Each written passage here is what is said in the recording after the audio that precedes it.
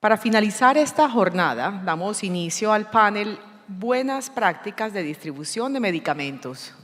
Para ello, invitamos al escenario al doctor Giovanni Mesa, gerente general de Audifarma, el doctor Mauricio Rubio Buitrago, gerente nacional de medicamentos de CAFAM, y al doctor Mauricio Quinteros de Copidrogas. Extendemos también esta invitación al doctor Fernando Salgado Quintero, quien nos acompañará como moderador de este segmento.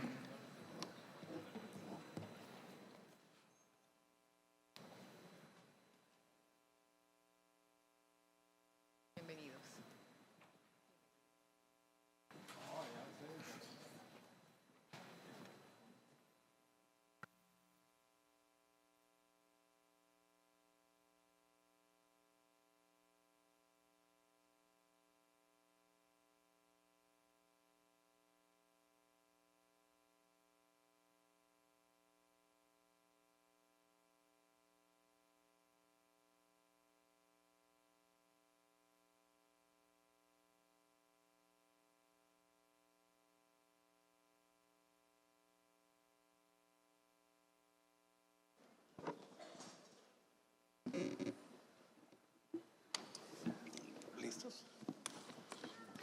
Bueno, muy buenas tardes a todos. En primer lugar, queremos agradecerle de manera muy especial a la doctora Ana María Vesga, la Junta Directiva de la Cámara Farmacéutica de la ANDI por esta convocatoria para discutir un tema que yo creo que es de la mayor importancia para todos, y es ese rol de los gestores farmacéuticos en el país.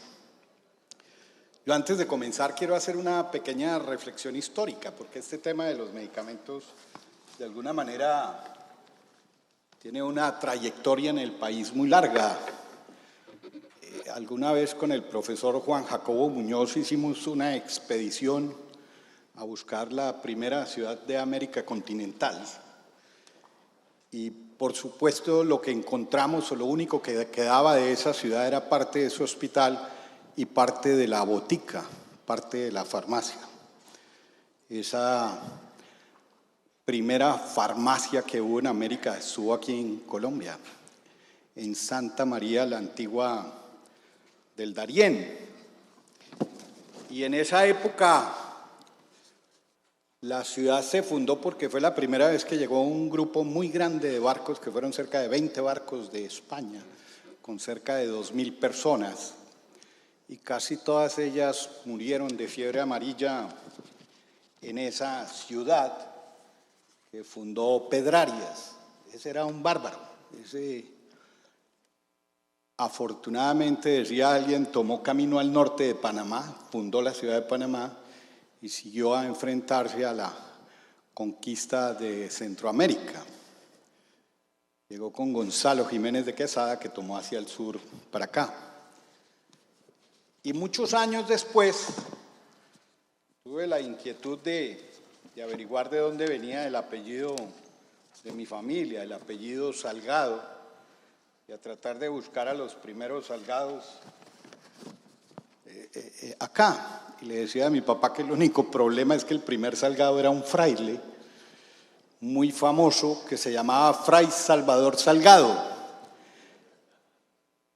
En 1776 este fraile era prior de la Orden de San Juan de Dios y fue encomendado para mirar el tema de las boticas en el Nuevo Reino de Granada.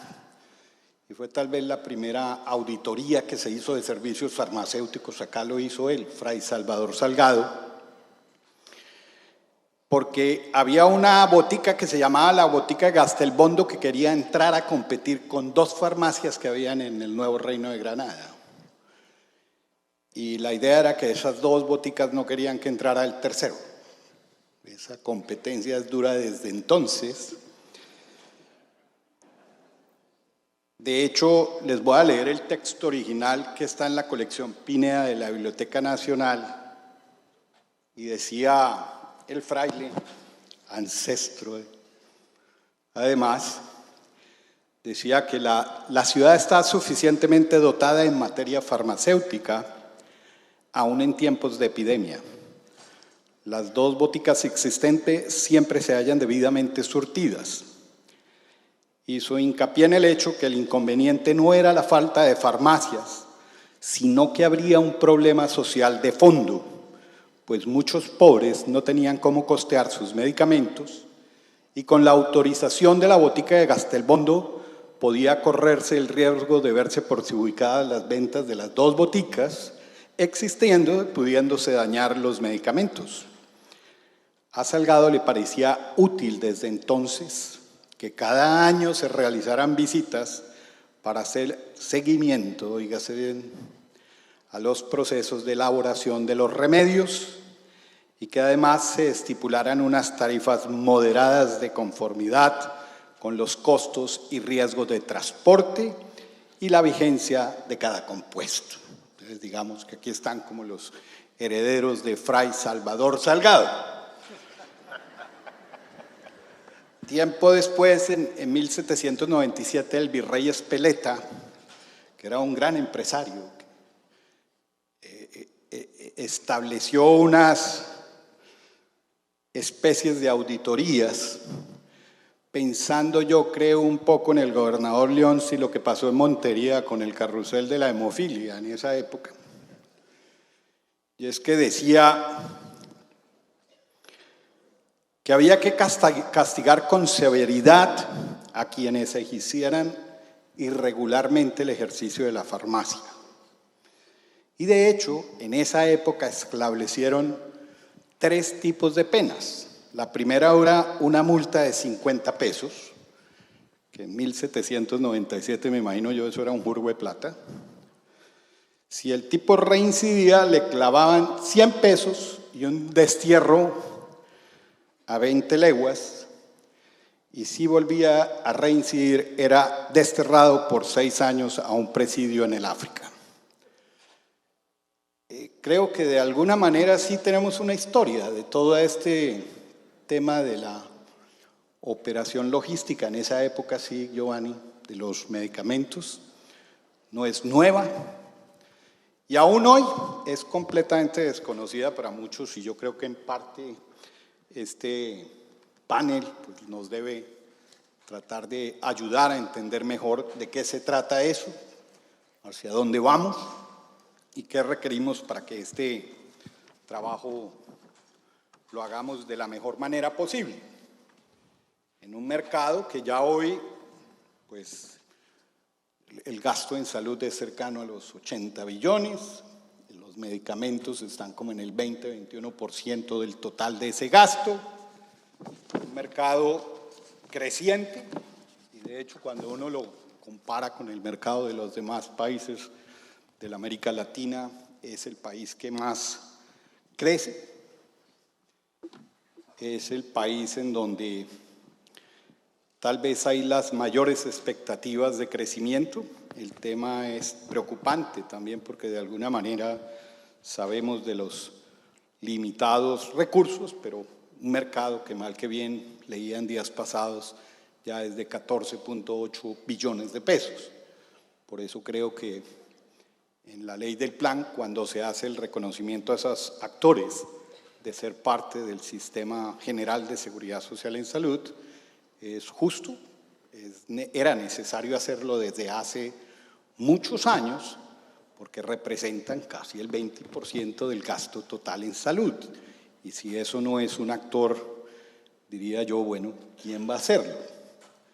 Y de hecho, hablando con alguno de los panelistas, decía que hoy más que nunca pensaba yo que el país debía volver a que estos actores, como la industria farmacéutica, como los médicos, las clínicas, los aseguradores, vuelvan a conformar un Consejo Nacional de Seguridad Social en Salud que permita empezar a debatir todos estos temas como de una manera mucho más amplia. Entonces, lo que yo sí quiero decirles es que aquí estamos frente a empresas que se dedican a la gestión farmacéutica y no meramente a la operación logística de medicamentos, al transporte o al almacenamiento o al embalaje de estos, sino que cumplen dentro de este sistema de salud unas funciones muy importantes, muy complejas, y que como a todos los demás tampoco les pagan, oportunamente digo, ¿no? Entonces, para iniciar, pues yo quisiera que pensáramos un poquito qué representa para ustedes ese reconocimiento que hace el Estado de ser gestores farmacéuticos, de ser partes de este sistema. Giovanni, somos de aquí para allá. Hola. Bueno, buenas tardes. Agradecer a Fernando, a Ana María y a la Cámara esta posibilidad y este espacio. En torno a la pregunta, para nosotros este reconocimiento lo vemos con beneplácito, ser uno de los actores a ser parte del sistema. Comparto completamente lo que decía Fernando. El rol que cumplen los medicamentos y lo que representan los mismos dentro de lo que es la estrategia de la recuperación de la salud de algún colombiano es básico y fundamental.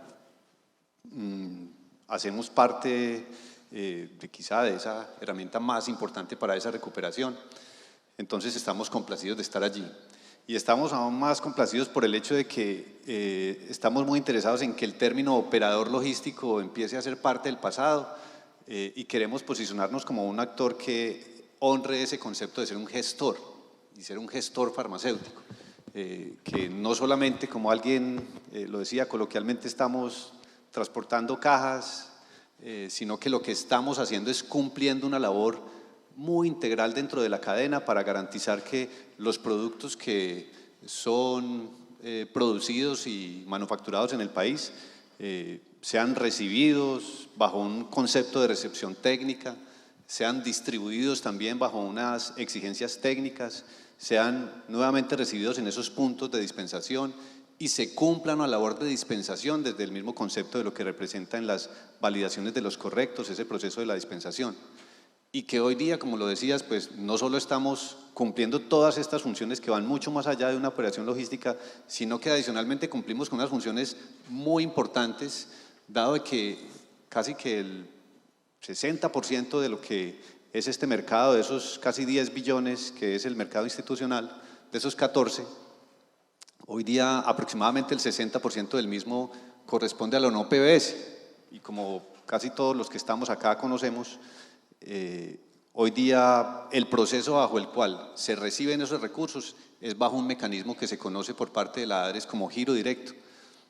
El asegurador define un prescriptor o por el MIPRES más bien se define una prescripción, a nosotros nos llega por el asegurador esa solicitud, la dispensamos y ese giro directo hace que el recurso se reciba luego de que nosotros cumplamos una cantidad de procesos para esperar a que se acceda como tal a ese recurso. Entonces, digamos que estamos complacidos, sabemos de que va a haber una reglamentación que nos va a exigir a todos, pero celebramos nosotros que en el sentido de la exigencia de calidad, este rol nos va a retar, pero nos va a formar o a ser parte como lo hemos debido ser de parte del sistema. Mauricio, frente a esas reflexiones, cuando uno mira la gran cantidad de dinero que se invierte en este tema, ¿sí está realmente preparado el país para este tipo de cosas? Porque uno ve que este servicio, esta gestión farmacéutica, finalmente en muchas instituciones termina siendo prestada por personas que no son formadas en la gestión farmacéutica o en el tema de la logística, sino vuelven y le cargan al químico farmacéutico o a algún administrador hospitalario estas funciones. ¿Qué tan desarrollado está eso aquí en Colombia? Bueno, muy buenas tardes. Completando un poco lo que respondía Giovanni, para llegar a la respuesta a la pregunta, los gestores podemos estar atendiendo 70 millones de momentos de verdad al año en 1.100 municipios y dispensando más de 170 millones de unidades de medicamentos. Dentro de esa complejidad es muy probable que se sucedan cosas que no son las adecuadas, como se suceden en todos los sectores de la economía del país. Pero indudablemente es una gestión que tiene un alto control y regulación. finalmente la EPS la que nos contrata o la que determina quién es el gestor que tiene que entregar el producto, y se cumplen una serie de características que son totalmente normativas. Las droguerías están totalmente normadas y dependiendo del tipo de producto deben estar atendidas por un personal como lo especifica la norma. Entonces yo creo que la gestión se ha venido haciendo, creo que el reconocimiento va en una vía que nos interesa, creo que es bueno que se intervenga de alguna forma para mostrar lo que pueden ser todas las potencialidades y se exijan los mínimos que corresponden.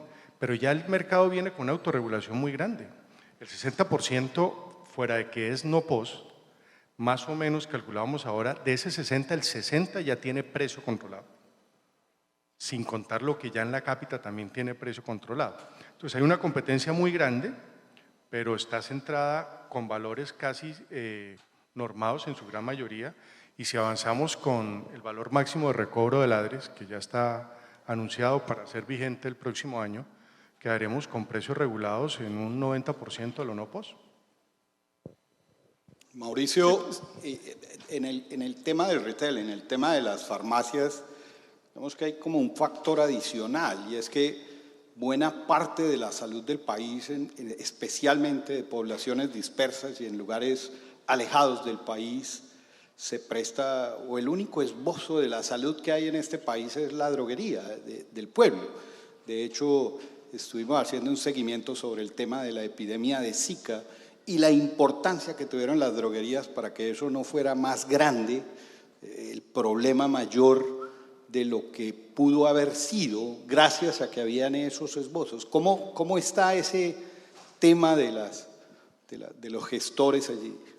Sí, miren, buenas tardes a todos, de verdad muchas gracias. No sabía su historia, dónde venían los Salgado, de verdad muy impresionado de que después de tantos años otra vez estemos acá. Venga, don Fraile. De verdad. Entonces, miren, no, estamos hablando que en Colombia, de acuerdo a los estudios que finalizaron el año pasado, había más de 24.000 farmacias que pues atienden a toda la población en lugares tan alejados como lo que comentas. Son el primer contacto que seguramente tiene cualquier persona cuando tiene una dolencia, pues esto es un complemento en el sistema de salud muy importante. Esto es hoy día la tercera parte de lo que compone todo lo que es el mercado del medicamento en el país. Estamos hablando de algo así como 6.5 billones de pesos, y además tienen unos portafolios relacionados con cuidado corporal, belleza, etcétera, que hace que este mercado total de medicamentos en las droguerías se esté moviendo cerca de 8 billones de pesos. Entonces es un mercado bastante importante que efectivamente se ha ido también acomodando a las exigencias de regulación que existen en Colombia. Entonces hoy día muchos aquí preguntan a veces que de pronto como proyecto posterior o alterno en su vida esté una droguería, por lo menos les puedo decir que no es tan fácil como uno piensa, ¿no? Es un asunto que hoy día es altamente exigente en términos de requerimientos, muy vigilado por las autoridades, tiene unos protocolos bastante especiales, documentaciones, los temas de gestión de calidad aplicados a la droguería pues son bastante notables, y sí notamos, por ejemplo, que además existen otras complicaciones, y es que, por ejemplo, a nivel de los mismos inspectores que van y visitan los puntos de venta, existe muchísima diferencia en cuanto a la interpretación de la gran cantidad de normatividad que existe para hacer inspección, vigilancia y control a nivel de puntos. Entonces, el tener, por ejemplo, una cadena de droguerías y pensar que en unos puntos le exigen unas cosas y en otros les piden otras, y son interpretaciones diferentes de la misma normativa, hacen bastante compleja la actividad. Entonces, siempre mi recomendación es, por lo menos no piensen que es tan fácil como inicialmente piensan, ¿no? Es un tipo de negocio que pues se ha vuelto cada vez más profesional, una exigencia profesional muy importante, hay que saber de sistemas de información para llevar control adecuado, todo el tema sanitario es sumamente exigente, y pues es algo que de verdad necesita una vocación de servicio hacia la comunidad muy importante para complementar y suplir todas las necesidades de la población. Sí, Mauro. Quisiera completar un poco, tú mencionabas el aumento en el gasto farmacéutico en el país. Pero la verdad es que el gran aumento del gasto en los últimos años no es a expensas de gastos de bolsillo. Y ese es un tema que también está comprimiendo el mercado. Ha sido más a partir de lo que puede ser el mercado que denominamos institucional, más que el gasto de bolsillo. De hecho, la proporción es mucho mayor ya de lo que era hace 4 años. Pero escuchando a Mauricio hablando de esa dispersión de normas, de esa cantidad de normas, Mirando las nuevas responsabilidades que tienen ustedes y por supuesto las funciones que le corresponde al Estado de vigilancia y control de estos servicios, hace muchos años se hablaba sobre la imperiosa necesidad, lo lideraba AFIDRO, lo lideraba la ANDI, de tener una ley del medicamento. Yo quisiera preguntarles a ustedes, ¿ustedes consideran que es pertinente hoy tener una ley de medicamento? ¿O con la normatividad que tenemos es como suficiente para empezar a abordar todas estas problemáticas? Giovanni, ¿qué opinas? Sí, yo siento que la normatividad que tenemos es extensa, alguna antigua ya por allá del 60 y pico, hay algunas normas que todavía están vigentes, en algunos momentos contradictoria y que hace que lleva más bien a lo que decía Mauricio, que uno se encuentre en donde en algunas regionales lo que aplica el ente territorial por parte del profesional especializado que hace la auditoría tiene una connotación y en otras otra. Yo siento que sí, yo siento que hay una necesidad de acoger y de reunir todas estas normas en torno a algo tan importante que representa el 20% del gasto en nuestro sistema de salud como son los medicamentos, de que sea acogida bajo una ley y que puede ser un escenario propicio para algo de lo que yo considero que es muy importante, que tenemos cada día que avanzar y propiciar más. O sea, el hecho de que exista un espacio como este en donde estemos dialogando acerca de lo que ocurre con un sector y en específico con nosotros como gestores, yo creo que esta ley puede ser el espacio para que convoquemos a muchos otros actores a esa necesidad del diálogo.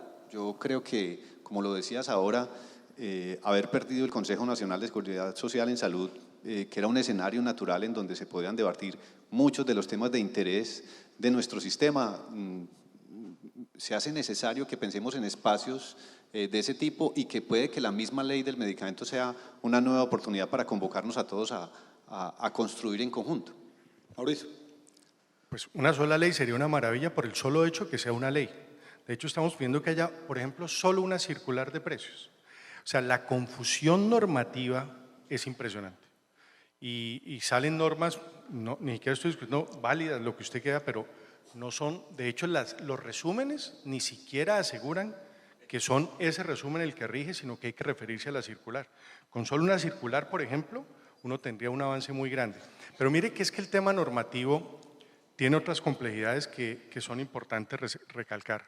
Solo para el proceso de cobro al ADRES, en los últimos 18 meses hemos tenido 3 normativas distintas y de la última normativa hubo 18 borradores. Eso significa cambiar sistemas, cambiar operatividad, o sea que pensar en una sola ley, que haya claridad absoluta y que haya estabilidad en las normas sería beneficioso para todo el sistema, para todo el sistema. Mauricio, no sé si… Sí, claro, efectivamente la necesidad que una compilación normativa en este momento es clarísima. Hay pues gran cantidad de legislación que está aplicando sobre el retail pues de normativas de hace 15, 20 años que seguramente hoy tampoco son vigentes. Hay mucho que también está escrito que tampoco es exigible hoy día y que después de un tiempo termina siendo como campañas de exigencia sobre los puntos y esto pues se ha vuelto realmente muy complejo de seguir y eso es un tema que en otros sectores se ha llegado a hacer y termina pues facilitando las operaciones, haciendo que el comercio sea muchísimo más expedito y mucho más claro para todos. De hecho, no solo hay excesos, sino que faltan. Por ejemplo, todo el tema de la entrega de medicamentos no presencial, o sea, lo que es hoy en día el internet, el tema telefónico, no está abarcado dentro de la regulación que habla es del contacto en el momento de la droguería. O sea, fuera de que hay muchas, hay faltantes también. O sea, que sí sería muy bueno avanzar en una normatividad marco para el sector. Sí, yo creo que ese ha sido de los temas que de alguna manera se dejó de lado, se dejó de discutir. Alcanzó a haber como unos 10 proyectos de ley del medicamento y siempre fracasaban, pero no sé, escuchando a los distintos actores y de todas las problemáticas que genera esto, obviamente que esa podría ser una alternativa.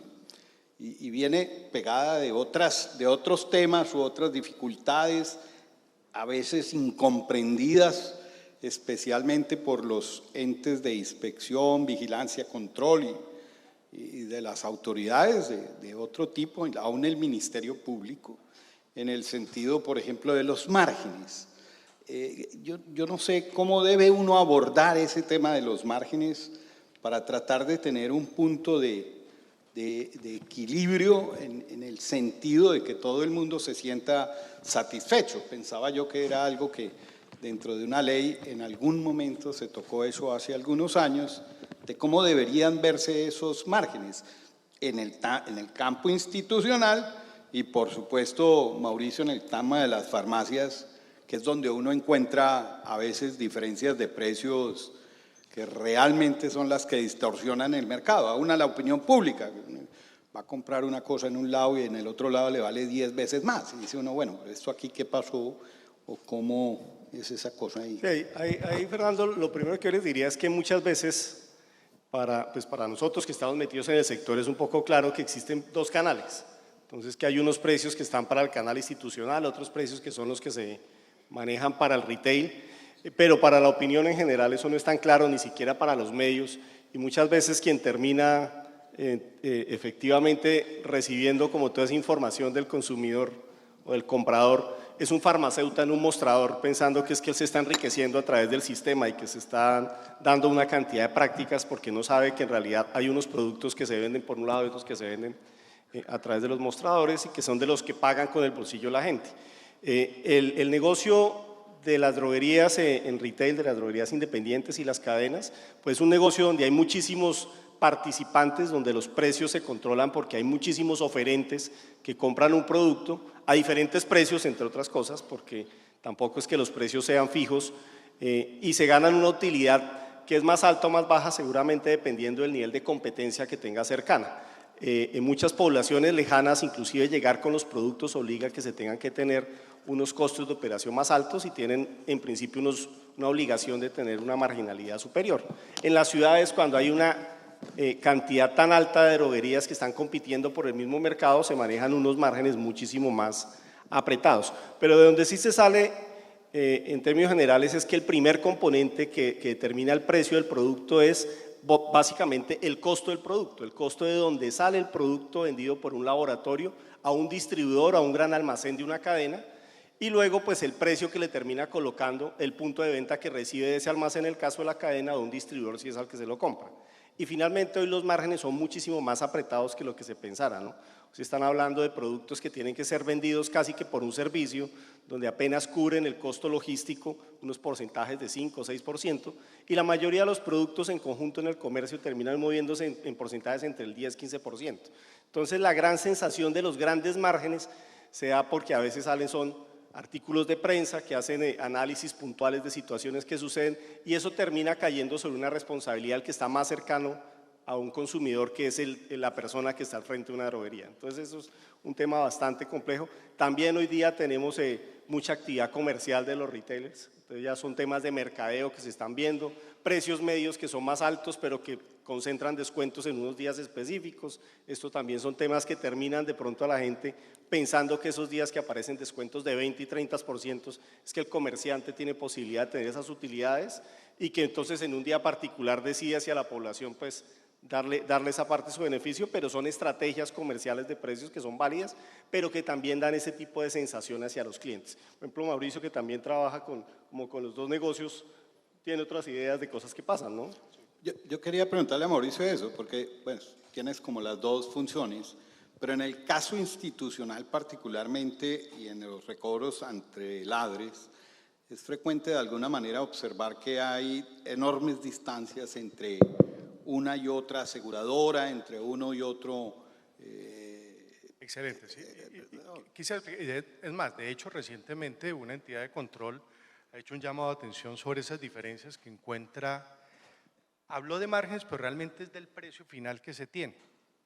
Yo hice un cuadro esta mañana recogiendo las apps de las mayorías de las cadenas, usando un producto de ejemplo, se llama la fluoxetina. La fluoxetina en precio por tableta puede comenzar en precios de 350 y llegar a precios de 11.500. Para el Adres o el Mipres es fluoxetina. Existe el producto de marca original y existen otros genéricos. De hecho, entre los mismos genéricos Hay diferencias desde 350 hasta 550, estoy hablando del mercado retail, por la tableta. Entonces, ¿qué pasa cuando yo estoy registrando lo que vendo ante un organismo de control que hace cortes trimestrales? Si yo le estoy vendiendo una EPS y tengo una primera opción, voy a suponer que tengo la opción de 350. Por alguna razón no tengo esa molécula porque se agota, como reciente pasó con un antihipertensivo de amplísimo uso que por problemas de suministro desde la India y la China no llegó. Tengo que pasar a una segunda opción que vale, digamos, 500.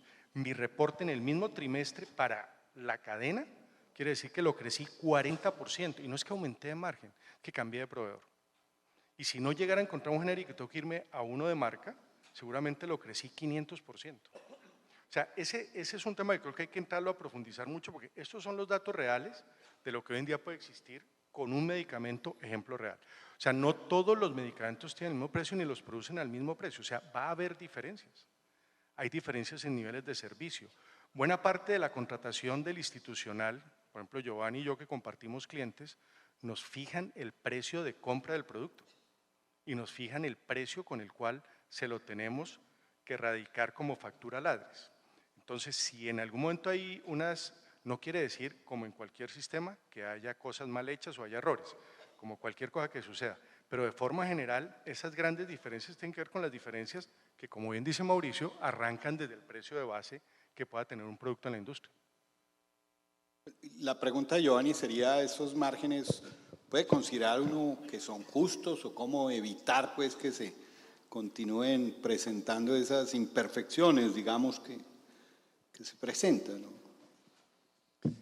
Sí, en específico, para el último informe que fue llevado pues, al tribunal por parte de uno de los entes, lo que nosotros evaluamos dentro del equipo es que cuando usted llega y toma una data y usted empieza sobre la misma data a extrapolar y a comparar el precio más barato con el precio más costoso, pues usted evidentemente para un precio final en donde el precio de adquisición de cada uno de esos actores que dio el precio final no necesariamente es el mismo, va a encontrar diferencias.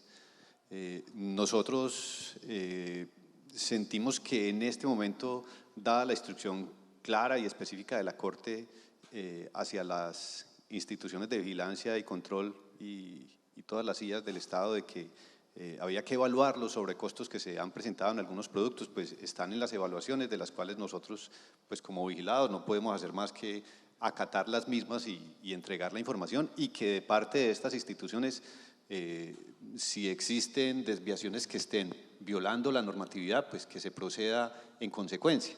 Lo que me parece que no le hace, o más bien le hace un flaco favor a la reputación de todo lo que hacemos nosotros como actores es no dejar explícitamente definidos cuáles fueron esas situaciones y cuáles son las sanciones si hay lugar a la que la realicen, pero aquí desafortunadamente estamos cargando todos con ese manto de dudas sobre esa misma situación, bajo unas comparaciones que evidentemente si los precios de compra no son los mismos, como evidentemente la industria y todos los que estamos acá presentes sabemos que los precios de compra no son los mismos, las comparaciones que en un momento determinado se puedan hacer para todos los productos no necesariamente serán válidas. Creo yo que falta un elemento supremamente importante a tener presente acá, y es cuál.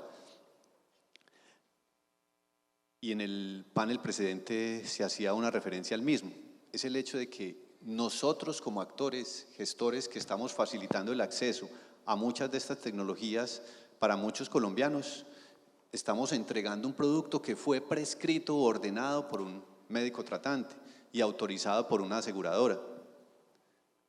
Lo que se requiere es que instituciones como el IEDS, como el INVIMA, definan como tal si esos productos o esas tecnologías deben ser o no cubiertos con parte de nuestra póliza. Si tenemos como colombianos la capacidad de que esos productos estén dentro de la cobertura. Yo creo que aquí estamos, desafortunadamente, sin desconocer de que hay algunas distorsiones que hay allí que deben ser evaluadas a profundidad por parte de los entes y tomar las decisiones a que haya lugar, pasar de lado con uno de los temas que considero, y como el doctor Aurelio hace un rato lo mencionaba, y que celebramos eso. O sea, el IETS y nuestro IETS, la doctora Roballo, creo que lo que tenemos que hacer es rodearlo y fortalecerlo porque es allí donde siento que se deben tomar muchas de las decisiones para definir qué es lo que como Estado y como colombianos estamos en capacidad de cubrir o no. Quisiera agregar a lo que dice Giovanni. El médico en su autonomía lo formula y lo que es no post se lo autoriza un sistema creado para que directamente le dé un log que después la 9PS lo valida como afiliado. O sea, al final la parte de los gestores o en general las cadenas no formulamos. O sea, si hay un medicamento que está disponible y en la autonomía médica y el respaldo de la EPS se da, ellos nos dan la autorización para hacer la entrega bien documentada y con toda la gestión. Pero ya hay un proceso previamente aprobado. O sea que el control sí tiene que llegar en algún momento, sí, por el beneficio, como decía el doctor Aurelio antes, o alguna cosa así. Pero un poco, Giovanni, tratando de entender lo que tú dices es, digamos, el país y particularmente el Instituto de Evaluación de Tecnologías, también escuché a la doctora Adriana, debería ser un poco más proactivo, por ejemplo, en decisiones que ya han tomado otros organismos de evaluación tecnológica en otros países, como el NICE en Inglaterra o cualquier otro que dicen esta tecnología definitivamente no va, deberíamos nosotros adoptarla automáticamente, deberíamos ser más agresivos en ese tema en aras de ser mucho más racionales en ese gasto, porque somos a veces muy amplios en ese gasto. Yo recuerdo, teníamos una discusión hace unos años, el país demoró 15 años tomando la decisión de si incluía o no la cirugía laparoscópica en el post, después de que se había demostrado que era más costo efectiva que una cirugía a cielo abierto. 15 años después tomó la decisión el país de incluir eso en el post, que se hubiese tomado 15 años antes. ¿Algo así es lo que tú consideras que deberíamos hacer para evitar esto? ¿Puede decir sí o no? No me meta en problemas, hombre, por favor. No soy yo, o sea, en definitiva, quien puedo decir si como colombianos deberíamos esperar 15 años para que una tecnología como lo fue la cirugía laparoscópica sea parte de la cobertura que nuestro sistema deba brindar. Yo siento, o mi apreciación es más que aquí hemos sido los gestores, en especial y a la luz de estas instrucciones específicas que la Corte ha dado, pues puestos en la palestra sobre una situación en la cual nosotros lo que estamos haciendo es facilitando el acceso a muchos colombianos sobre productos que fueron prescritos por un profesional y autorizados como tal por un asegurador. Siento que hay un debate de fondo, que es el debate que desde el punto de vista jurídico, filosófico, social, necesitamos dar a profundidad para minar con la realidad de lo que tenemos, de unos recursos que no son infinitos, cómo podemos dar cobertura a toda esta cantidad de tecnologías, porque el problema es real. O sea, acá los productos que día a día en términos de biotecnología están llegando y van a seguir llegando, cada vez son mayores, pero seguimos viendo que el debate se está orientando hacia si finalmente vamos a regular o no los precios, que yo digo, bueno, si los quieren regular al 100% como actores, pues nos acogemos a esa cancha con esos límites de lo que define en un momento determinado el Estado, pero siento que estamos no dando la apertura y el espacio a un debate que es lo que necesitamos avanzar en ese diálogo, definir a ver si entonces debe ser el momento de volver a hablar de un umbral, si debe ser el momento entonces de definir cuáles son las exclusiones y las exclusiones explícitas que debemos dar porque no se debe dar cobertura. O sea, yo siento que aquí hay un debate como país en torno al sistema y a la sostenibilidad del mismo que debemos abordar. Yo creo que sí, ese debate o ese acuerdo social al que debemos llegar los colombianos para definir realmente hasta dónde podemos llegar. No es un tema de querer, sino más bien de poder, hasta dónde contamos con los recursos. De hecho, veía que ya hay como 2 o 3 pacientes pues, que han recibido el beneficio de recibir Spinraza para la atrofia muscular espinal, un medicamento que vale 1.2 millones de dólares. Es una cosa absolutamente loca. Entonces dice uno, bueno, ¿cómo abordar esos temas? ¿Cómo los vamos a enfrentar hacia futuro como sistema? Yo me uno un poco a la posición de Giovanni, pero quisiera dejar claro que el país no puede, y usando el ejemplo que das de las cirugías laparoscópicas, negarse a la innovación. Total. O sea, lo que se invierte en la industria farmacéutica para lograr buena parte de los avances de la calidad y la duración en general de la vida son muy importantes. Probablemente habrá cosas que no justifican su precio, pero la reglamentación sí no debería ir a algo que reglamente o impida que los adelantos de la ciencia lleguen. Y en el ejemplo que estás dando más allá del valor, creo que cualquiera que tuviera un pariente con esa enfermedad, Por supuesto. si siente que hay un medicamento que le puede cambiar la calidad de vida o curárselo, intentaría buscarlo por el medio que sea. O sea, creo que hay que tener un cuidado muy, muy, muy juicioso, porque uno no puede negarse a la innovación, ¿sí? Y no puede ser solo el recurso económico el decisor de qué es mejor para la salud. Debate grande que tiene muchas aristas, ¿no? Completamente de acuerdo, o sea, en la medida en que nosotros como sistema demos estos debates y demos este diálogo en las instancias que sea necesario dar, vamos a lograr clarificar, pero no podemos estigmatizar a los actores que estamos en un momento determinado facilitando el acceso a un producto de innovación como este que tiene unas condiciones específicas de resultados en salud.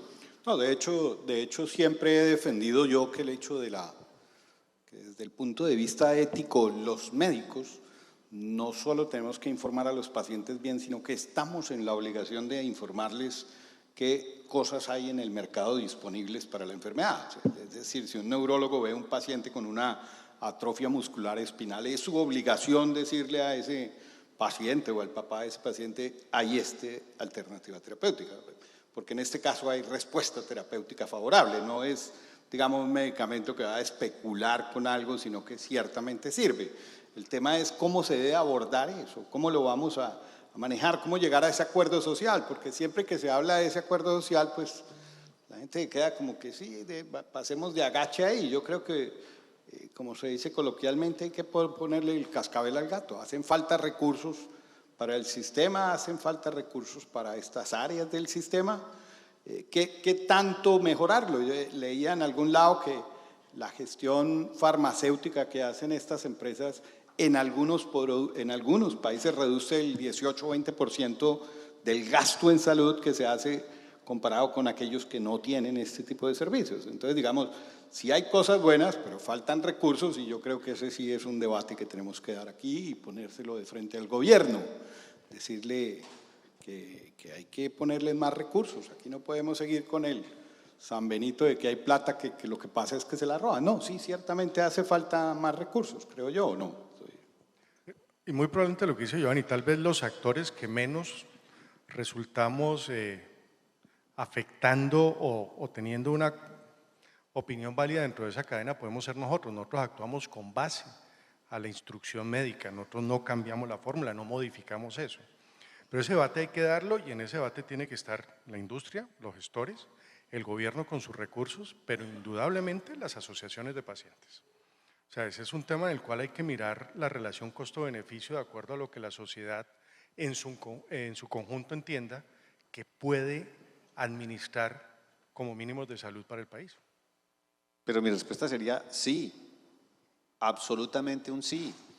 O sea, yo siento que lo que nosotros hoy día estamos brindando como coberturas desde nuestro sistema hace necesario que acorde a la misma oferta tecnológica que se ha venido desarrollando y que ha llegado, cuando uno llega y compara las tasas de uso de muchos productos con otros países del mundo para un sistema que invierte $300, $400 al año, o sea, lo que hacemos es milagros. Entonces, yo siento completamente, con absoluta seguridad, de que aquí lo que necesitamos es buscar fuentes alternativas de otros ingresos y que finalmente otras industrias, como se ha hablado del impuesto a las bebidas azucaradas, que están afectando finalmente también la realidad de este sector, pues tiene que colaborar con este sistema, porque lo otro sería preguntarle a ver qué colombiano está dispuesto como tal a decirle no quiero que me cubran estas cosas y que mi plan de beneficios baje para que finalmente los recursos alcancen. Creo que ninguno. Entonces, lo que yo siento es que acá hay una realidad que nosotros como integrantes del sistema debemos propender por hacer claridad en que aquí sí o sí se necesitan buscar fuentes alternativas de recursos. porque con la oferta que hay y la nueva y cada vez más creciente presión tecnológica que va a existir, van a ser insuficientes. Hoy día todos ustedes conocen, o sea, y sin hablar todavía aún del tema de flujo y por el tiempo, pues de una vez lo quiero expresar, reconociendo los esfuerzos que ha hecho este gobierno, porque no queremos ser injustos con lo que la propia dirección de ADRES ha hecho y que lo ha presentado en diferentes escenarios sobre la base de que ha habido un aumento del flujo de recursos respecto a lo que fue el año inmediatamente anterior. No podemos desconocer que ha habido un crecimiento grande en términos de la cartera que tenemos hoy día. Se puede haber pagado más, como lo dice la ADRES, y no quiero entrar en ese debate, pero en términos reales, sobre la base de cómo se mide cualquier cartera en los días, nuestra cartera ha crecido. Y creo que la cartera de todos los que estamos acá claramente ha tenido un deterioro. Y estamos absolutamente esperanzados y confiados en que el mecanismo que está presentando la ADRES de volver a tomar todas las cuentas desde abril del 2018 a la fecha de lo que es MIPRES 1 para presentar, tenga un resultado favorable en lo que resta del año. Entonces, por todos los medios, lo que uno percibe con claridad es que aquí hay una necesidad que, a la luz de este sistema que nos ha costado construir durante tantos años, estemos todos completamente convencidos de que para garantizar esa misma cobertura en las condiciones que todo colombiano está esperando, debe haber una fuente adicional de recursos. Totalmente de acuerdo. El tiempo es implacable, nos queda un minuto ahí larguito. Yo quería, si se refieren rápidamente al impacto del contrabando y la falsificación en este tema, ¿qué tan grave es eso en este momento? Y me gustaría Hay que darle el empezar por micrófono a Mauricio porque no lo hemos dejado hablar. Giovanni. Entonces, mire, es un tema que es muy, muy importante. Hay fuentes que en el mercado hablan de que en Colombia este mercado de irregularidad de medicamentos pues, es casi que el 30% del tamaño de lo que actualmente es, o sea que es un flagelo importante. Esto pues, incluye diversos tipos de prácticas como el contrabando, la falsificación, productos remarcados que ya están vencidos, etcétera, cualquier cantidad de malas prácticas, así como otras que también pues, se ven en el mercado, como es el cambio de canal de productos que han sido inicialmente dirigidos hacia la parte institucional y terminan en el mercado privado, en el retail. Ahí pues se pregunta uno, bueno, ¿y qué debería hacer? Entonces, nosotros desde el comercio venimos desde hace mucho tiempo tratando de buscar tipos de mecanismos que nos ayuden a que este tipo de prácticas se logren pues, controlar de manera más efectiva. Y por ejemplo hemos propuesto, y en eso estuvimos pues, varios de los integrantes del canal muy vinculados, y era por ejemplo trabajar en temas de trazabilidad con nuevos mecanismos de marcación. Ahí estuvimos trabajando muy fuerte, inclusive hicimos piloto como comercio en esquemas de marcación con tags de RFID. Después salieron otras ideas como manejarlo de manera simultánea con marcación de Datamatrix, que es básicamente casi que colocarle un documento de identidad a cada artículo que está circulando en el sistema. Y pensar que con eso podría llegarse a hacer que todas las entidades de vigilancia y control supieran todo el recorrido que va teniendo el medicamento en todas las fases de comercialización, e inclusive el mismo cliente podría llegar a saber de dónde es que vienen esos productos, si son legales, si cumplen todos los requisitos, si han pasado por fuentes confiables. Esto lamentablemente lo que hemos encontrado es muy poco eco, por ejemplo en el ministerio, que haya querido por ejemplo normalizar para que esto se vuelva una obligatoriedad hacia la industria, pero tiene un beneficio gigantesco para todos, para evitar que estas prácticas afecten un mercado que podría ser muchísimo más interesante y podría ser más confiable. Hemos pensado que el mismo comercio en la parte que tenga que hacer las inversiones, pues las tenga que hacer, pero sí nos toca como dar el paso. Nosotros invitaríamos a que el gobierno entrara definitivamente a considerar la emisión de una normativa que obligara a que los productos vinieran con este tipo de marcaciones, porque eso facilitaría y evitaría muchísimas de estas pues, prácticas que hoy se vienen dando, poder controlar y poder evitarlo. Entonces es una invitación que de verdad pensamos que es una oportunidad valiosa. El contrabando y la falsificación no le sirven ni a la industria ni a las cadenas farmacéuticas, pero sobre todo no le sirven a la población. Yo creo que el Estado tendrá que intervenir, pero creo que nosotros, con la industria y las cadenas, deberíamos avanzar a hacer muchas cosas. Una vez se siente el contrabando y la falsificación muy lejos, 25 cuadras acá está el mercado de Basurto, pueden entrar y mirarlo y encuentran todo lo que ustedes quieran. buena parte de lo que puede ser la resistencia a los antibióticos se origina de medicamentos mal manejados por el contrabando, por esa falsificación. O sea, yo creo que ahí sí hay un problema de salud grande que está afectando en general el mercado.